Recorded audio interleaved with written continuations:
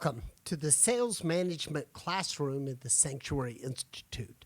The topic that we're going to cover today is the investment process matrix. This is a tool that we have found to be very helpful to advisors as they break away and start their own new business. What I would like you to do right now before we get started is we're going to pause for a second for you to print out the matrix that is on the classroom page, and then we'll come back and walk through the whole matrix. Welcome back. The first place we're going to start is that what you've experienced in your career is you've had to adjust or adapt your business and your positioning of your business to meet, or at least to complement the house view of the firm that you worked at. Now that house view and the positioning is going to be yours. And so what this class will do is walk you through how to create that positioning. So the first place that we'll start is you need to define what you believe in. And we call this core beliefs. The first core belief is going to be your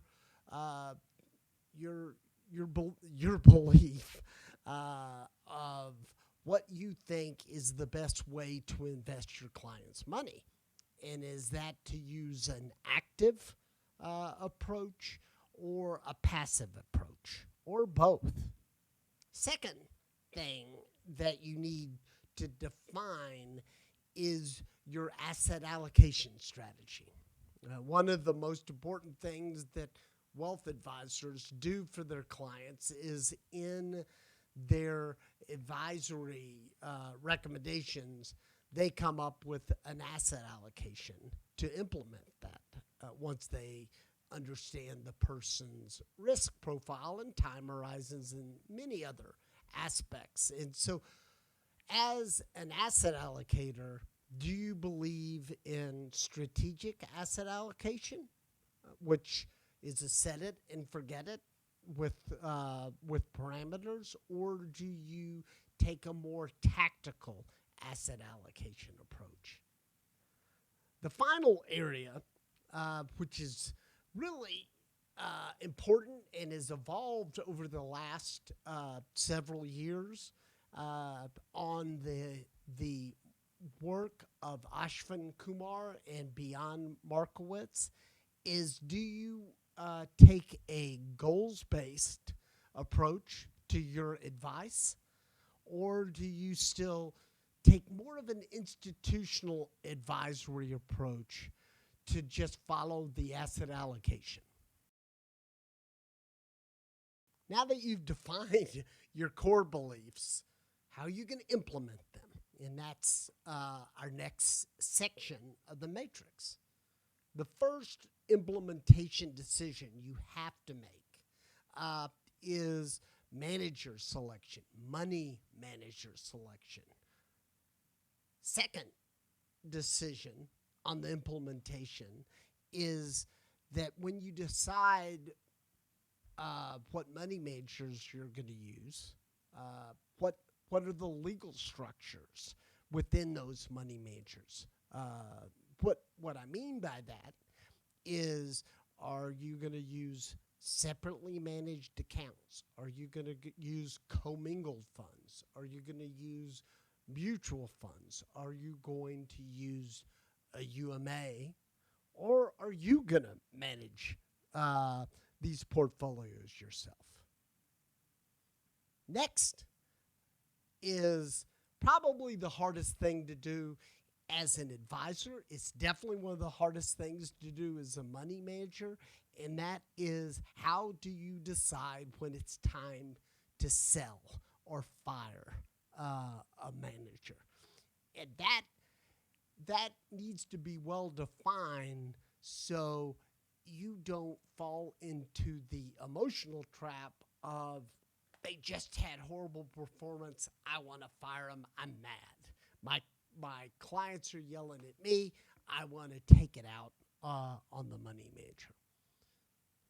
Next is, what is your strategy for tax loss harvesting? Most, if not all, of your clients are taxable.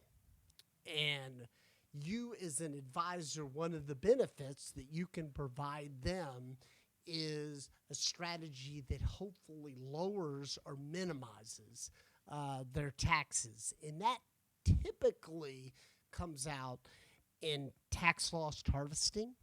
So when I say this implementation decision of tax loss harvesting, I think we all agree we want to do this for our clients. The question is, do we do it on an annual basis, or do we do it when the markets give us the opportunity with big sell-offs or big positive runs? And then finally, the final implementation decision is, how often do we rebalance the portfolios? When we come to an asset allocation, we will typically establish some parameters that, let's say, if we have an allocation to one asset class of 20%, if it goes up or down as a percentage of the portfolio, we need to rebalance back to the target. So do we do that once again, like in tax loss harvesting, when the market provides us an opportunity, or do we do it on a calendar basis? The next area is an area we're taking right off of the VC matrix, and I think it's something you want to continue to reemphasize when you're talking to your clients, and that is what makes your company unique, and that is your unique value proposition. The next area is something that is actually new in a way that advisors have evolved to be as much of a counselor, almost a psychologist to their clients as they are investment specialist. And this section we entitle behavioral. And it comes across in two ways.